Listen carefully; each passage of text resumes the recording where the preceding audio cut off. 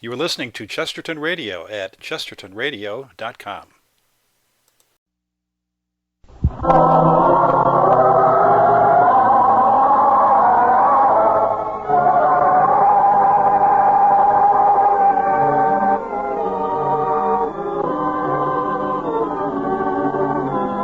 Today, we present The Second Mile, a drama inspired by a teaching spoken in the Sermon on the Mount and set down in the 5th chapter of the Gospel according to St. Matthew, a teaching from the greatest life ever lived.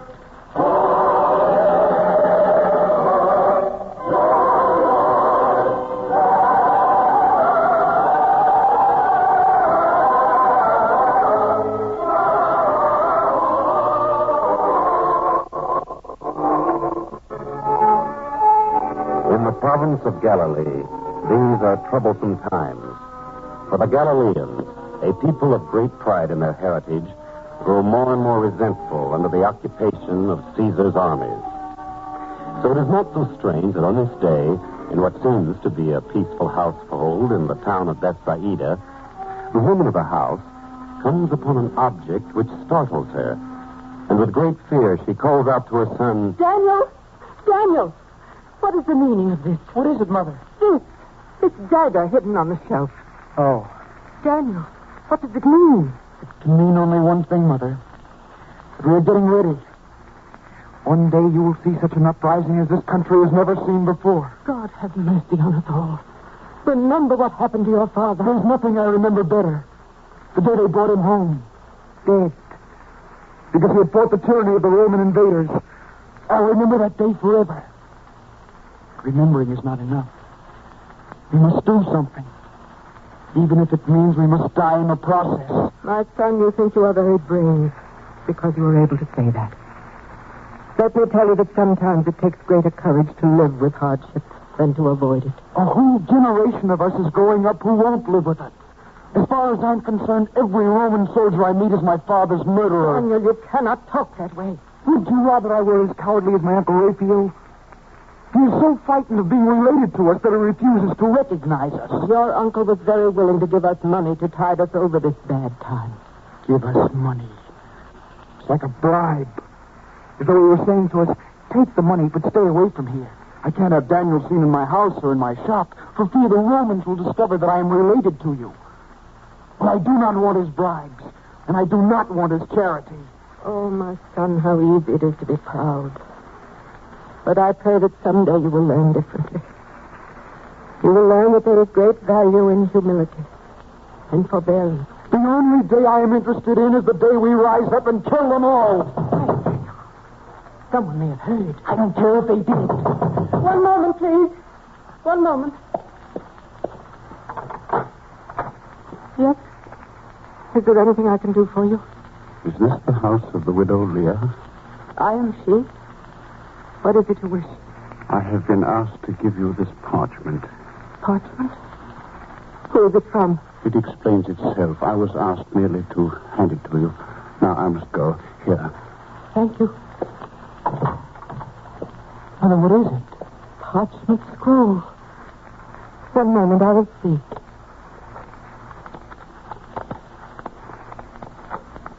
Well, Mother, what is it? And you thought your uncle was avoiding her. Listen to this. And so, my dear Leah, you may be sure that I realize your plight. And if you will have the boy come to see me in the late afternoon tomorrow, I will talk with him and do what I can for him. With my affection to you, sister-in-law, and to your son. Yes, but he didn't sign his name because he was afraid that the parchment might fall into Roman hands. No, I do not think I would like to work for a coward. You will not talk that way about him, Daniel. Your uncle is a good man. He works hard. And if he fears the Romans, it is because they are to be feared. What does a man accomplish by spilling his own blood? What did your father accomplish? I'm sorry, Mother. I know what this does to you. I will go and see him tomorrow, Mother. Believe me. I will go.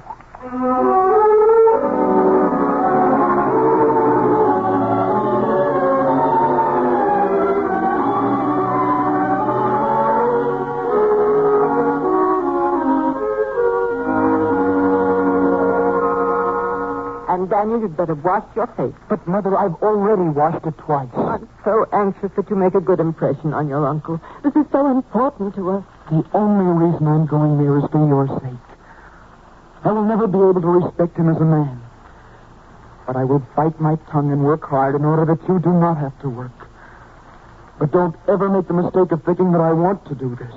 If only you would come to understand one thing that your father never understood. But then, he had never seen the master. If he had heard him teach, things might have been different. No one would have changed my father. He was too strong and too proud and too brave. I like to think that the master would have changed him. Would have been able to show him that there is a way to overcome hatred and tyranny. Not through bloodshed, but through love. Not by resisting what we are asked to do, but by doing more than we are asked to do. That is the master's way. Yes, my son, I hope you will be as wise a man than your father was. No one could have been wiser than he was. It is time, my son, to put on your cloak and start out to see your uncle. And if you could just think about what I have heard the master teach. I do not wish to think about it, Mother. Then here, let me help you put on your cloak. I have washed it for you, and it is fresh and clean, because I want you to look your best. And you know how strict your uncle is about everything, especially about being prompt. You are to go from here straight to his place. I know, Mother. Then go. And may God go with you, my son. May he make your uncle well disposed to you.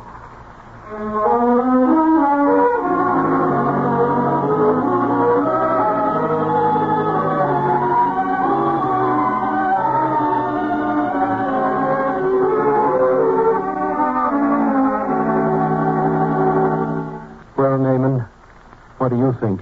What should I do? Raphael, if I were not your friend, I wouldn't even want to answer. It's not that I don't want to help my nephew Daniel, but after what happened to his father, if the Romans find out that I'm his uncle, they might put me out of business. They might even send me to prison. What if this boy, Daniel, were to change his name so no one knew he's your nephew? Oh, the boy is as stubborn as his father was, and proud. He wouldn't do that. Even when I offer him and his mother money, they turn it back to me. They won't have charity, they say. So how can I help them? Wait.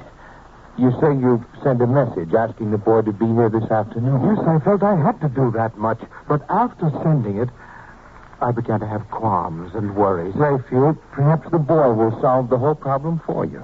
What do you mean? Well, he might say something that would give you a chance to say that he's not right for the job. Or better still, he might come late. So you could say you must insist on a boy who is prompt. Well, there are all sorts of ways to let a boy talk himself out of a job. Naaman, this boy is my own nephew. And yet the Romans, Raphael? Oh, what a terrible thing to do to one's own flesh and blood. Raphael, whoever said that a coward's life was pleasant or easy?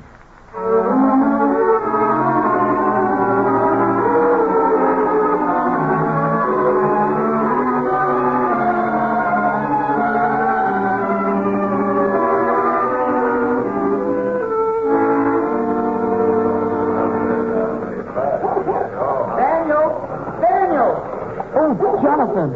Well, Daniel, where are you going all dressed up in your holiday cloak on a weekday? I'm going to see my Uncle Raphael, so don't detain me because I might get a job. Really? Well, in that case, go on. Will I see you later? Of course. I should be back before nightfall. What's the matter, Jonathan? What's going on over there? I don't know. Let's go see. Come on, Daniel. I don't have the time. Oh, come on, Daniel. It can't take long.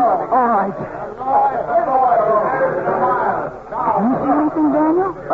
No, not yet. Oh, there's a Roman soldier in the middle of the crowd. Oh, yes. Daniel, look. Look at that. Making that little boy carry his shield. I suppose it's a big joke to the Romans. It's the Roman law. Any soldier can make any of us carry his shield for 1 mile, and there's nothing we can do about it. That's the kind of thing we'll make them pay for one day. But it isn't going to help that little boy now. Oh, there might be a way. What can we do? I have an idea. Roman! If you're so tough and strong, why can't you carry your own shield? Quiet, Daniel. You'll only get into trouble that way. Well, not if we can get the rest of the crowd to shout at him. I've noticed you can make those Roman soldiers back down sometimes if you make fun of them. someday we'll not only carry your shield, we'll carry you on it.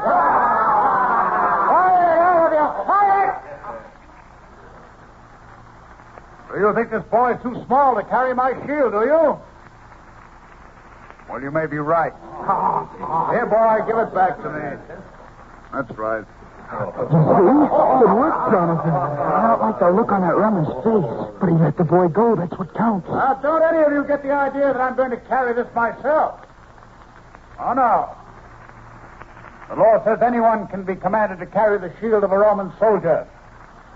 And I'm here to see that the law is carried out. Especially on a hot day. So, let's see who's going to be the next to oblige me. And this time it won't be a young lad. It'll be an older one. Say, you, for instance. Daniel, he's pointing at you. Me. But I gotta be at my uncle's place by noon, not me. You! Dressed up like you were a prince of Israel. But I can't. You'll be surprised how well you can when I get done coaxing you. Say, with the butt of my spear. I've got to go to see my uncle. It's important. Very important. Is that so? Please, sir, I'll take his place. But Daniel, go and I'll carry your shield for you. Well, noble sacrifice from friend to friend, eh? Very good. But not good enough. Why not? He's the one I picked, and he's the one it shall be. Here, my fine young prince, take my shield. Take it, I said. You filthy Roman dog! Oh, a spirited rebel, eh? Wow. Dog? Filthy? Now. What do you say to that? Don't I get another one for calling you a Roman? You'll get the right end of the spear through your filthy hide if I hear another word out of you. Take up that shield. Take it up. Please, Daniel, do it. I'll kill you if you don't. Do it. For your mother's sake. All right, Jonathan. That's better. Now start walking. In that direction.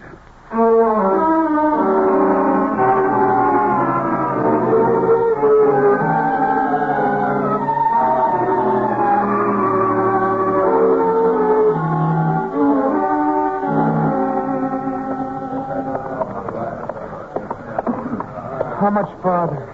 I figure you've only gone about half a mile. Don't be so impatient. Look, I could run the rest of the way. Could you? You mean you could run all the way to headquarters? That's where I'm going. Wait, how far is that? A mile and a half. The law says I only have to carry your shield a mile. Oh, you could volunteer to carry it the rest of the way. And if you ran, you might be free earlier than if we walked the rest of the mile. But that isn't fair. A mile is a mile. Oh, I see. Well, if you can't appreciate a bargain when you see one, I'll do this my own way. Wait here. Wait. Why? See that inn? That's where I'm going. To get me a cool drink. Oh, please, sir, you'll be delaying me. I might still get to my uncle's on time if you don't... A minute ago, you were quoting the law to me. A mile, you said. Well, let's stick to the law. We'll go a mile. But the law doesn't say I can't take my time. And right now, it's a cool drink I want, and that's just what I'm going to get. Wait here. Oh, but I please. said wait. And don't try to run off, because I know your face well by this time. I'll be able to identify you anywhere. I know. Good. I'll be back.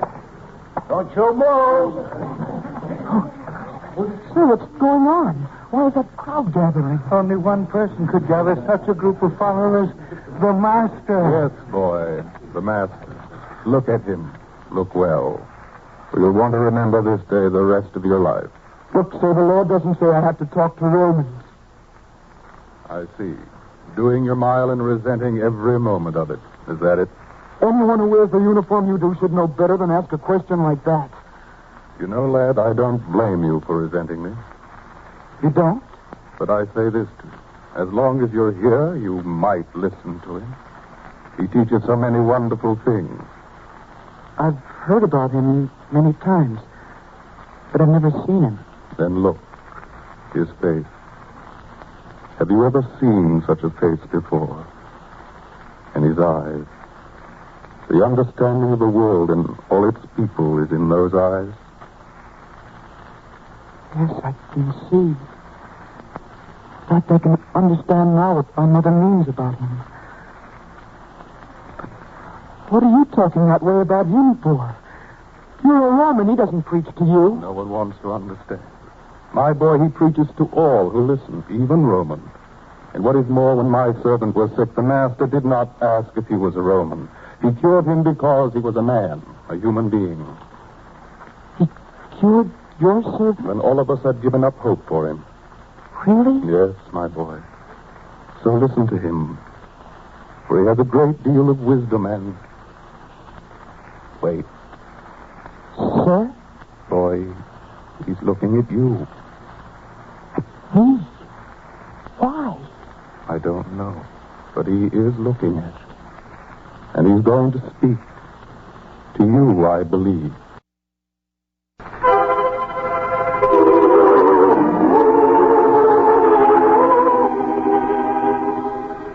Ye have heard that it hath been said, an eye for an eye, and a tooth for a tooth. But I say unto you, that ye resist not evil.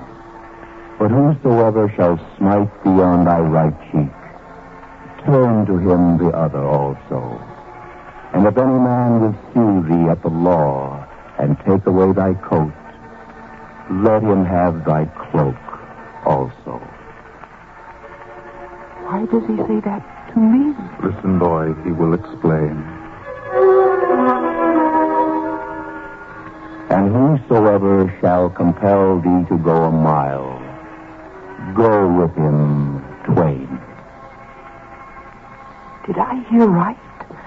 Did he say to go 2 miles instead of 1? Yes, lad. Go with him the 2nd mile, the master said. That's what my mother always says. Give more than is required. Your mother must be a good woman. Oh, she is, sir. And now I've heard the master say the same thing. Somehow when I hear him say it, it means more. It means... Yes? Oh, I'm sorry, sir. I must go now. But why, boy? There comes the soldier. This is his shield. I'd better go. It's my duty. Yes, you must do what the law says.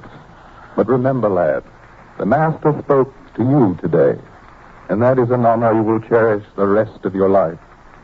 And he spoke of your spirit, of overcoming hatred, of conquering revenge, of wanting deep inside to do more than is required. Remember that always. Remember, too, that because of him, you spoke to a Roman today. And discovered that even a Roman can be a friend.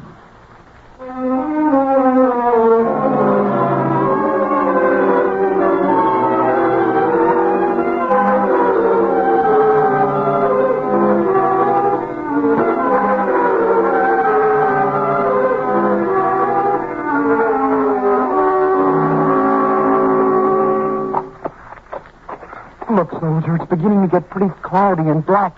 It's going to rain soon. Don't you think I know that? See that lightning? It will rain and we're on the outskirts of the town. And if we are? If I get caught in the rain, my coat will be wet and dirty. I can't go to see my uncle that way. He's a very finicky man. He might deny me the job because of something like this. That's no worry of mine. You keep walking. I'll teach you to quote the law to me. Keep moving. Don't you even have a little consideration for what this might mean to my mother and me? Have you never gone hungry? Now, look, boy, I'm getting sick of your words. Just keep quiet and keep walking. There comes the rain now. If I get my helmet wet, I'll have to spend the better part of tomorrow polishing it. Oh, then wouldn't we both be better off if we could turn back and take shelter at some house till it stops? There's no need for that because I'll take your cloak to cover me. My cloak? Oh, sir, please. No. She herself would say so. Here, sir. Take it. Now you're making sense. Yes, sir. Do you have something to say? Yes, I have something to say. Here, take my coat, too. Your coat? What for? Because the master said so. My mother said so. She said one can be free that way. Take it. Take it, sir.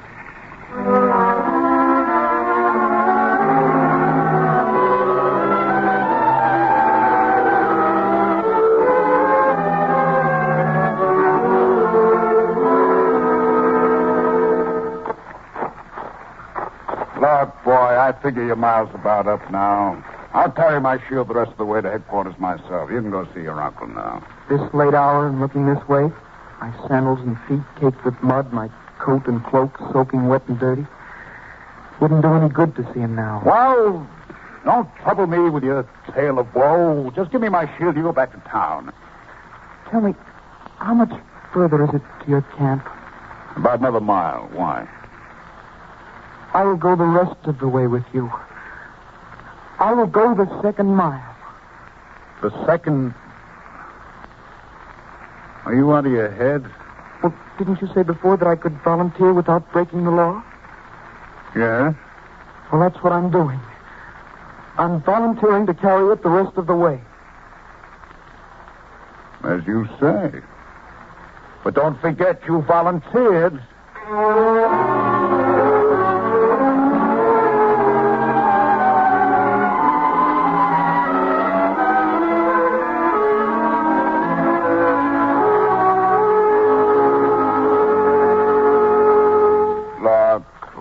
You can go back now. It's only a short distance. I said I'd carry it the rest of the way, and I will keep my word. First, you fight like a demon not to carry it at all, and then you decide to carry it 2 miles.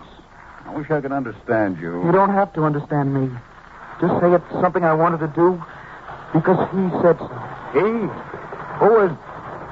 Get off the road, boy, if you don't want to be spattered with mud worse than you are now. Doesn't make any difference. Get out of the way. You're going to save your neck. That's a Roman chariot. It'll run you down and kill you.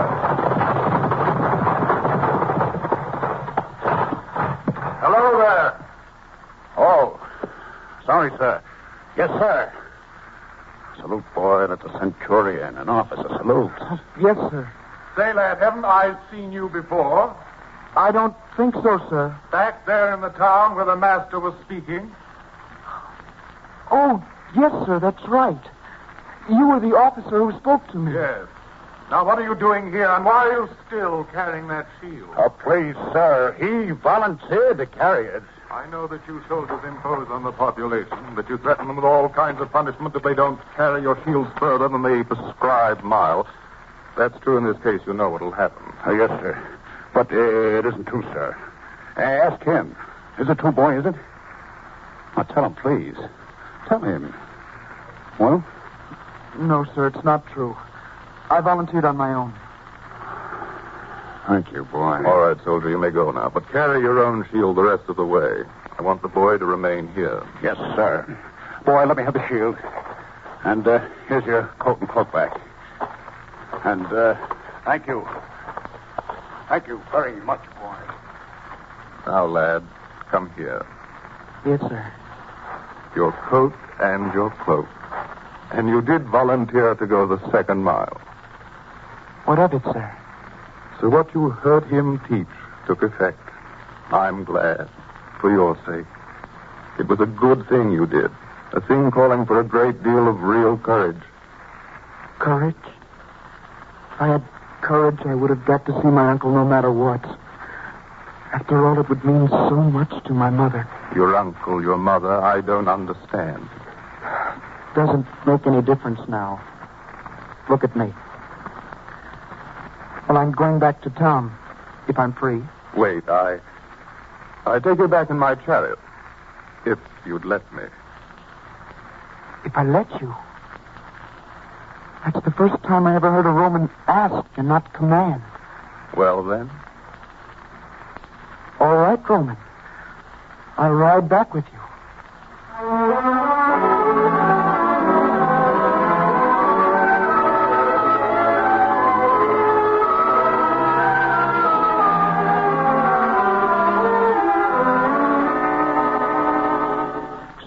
you see, Raphael, most of the problems in life have a way of taking care of themselves. Your nephew doesn't arrive here, so you don't have to turn him away without a job. I almost wish he had come. At least I could have given him some money. Pride or no, I could have found some way to make him take it. Well, now it's no longer your fault.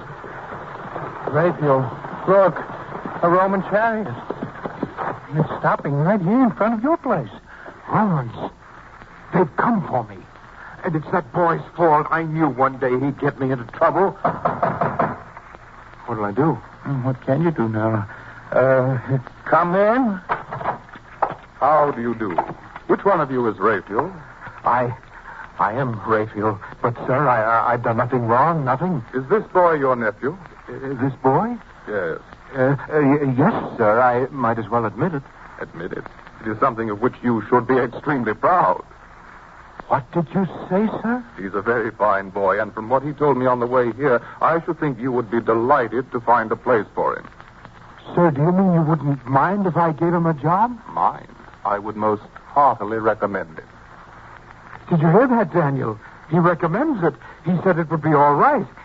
Isn't that wonderful? Well, you will start at once and for a fine wage. Did you hear him, Daniel? Well, Daniel, have you nothing to say? So many thoughts rushing through my mind, I cannot speak all of them. But I think the strongest one is that my mother will not have to work anymore.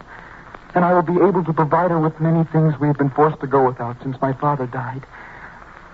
Yes, Uncle, I think that is the most important thing. Is it, boy? Must be, sir.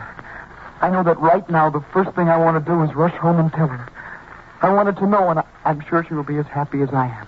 If you would really make her happy, my boy, tell her that you saw him and heard him teach. Yes, sir. And even more important, that you found within yourself the courage to follow his teaching. I think she would want to know that more than anything else. I suppose you doubt what we say, but let me say, sir, it is something the Master taught that shows us the difference between acting out of fear and acting out of courage, between facing the world with love and facing it with hatred, by doing what is required of us, not grudgingly, but happily, and doing even more than is required. Right, lad? Yes, sir. And maybe the proof of how right the Master's teaching is that you, a Roman, and I, a Galilean, can agree about him. You know, sir, I think my mother will be happy to hear about that, too.